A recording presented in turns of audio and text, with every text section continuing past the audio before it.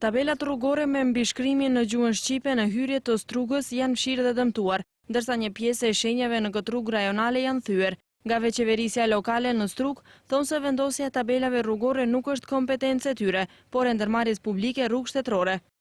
Nuk është detyra im që t'ju dërgoj unë atyre që t'i ndryshojnë. Ata duhet veprojnë në bazë të kompetencave dhe detyrave të cilat i kanë.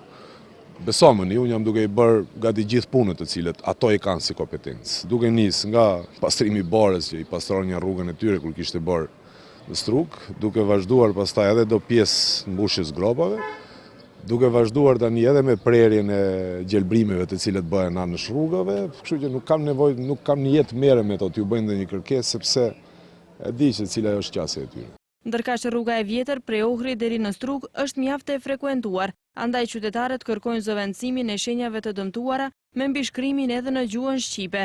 Sa i përket shenjave sinjalistikës të rrugore, edhe ato janë mjaft të dëmtuara, po megjithatë autoritetet kushdo qofshin ato që kanë përgjegjësi, duhet që ato të sanohen, të rregullohen, ato që janë fshirë me ngjyrë, po ashtu të rivendosen shenja të reja që pushuesi ose turisti që do vinë në qytet duhet të di se ku shkon edhe ku drejtohet.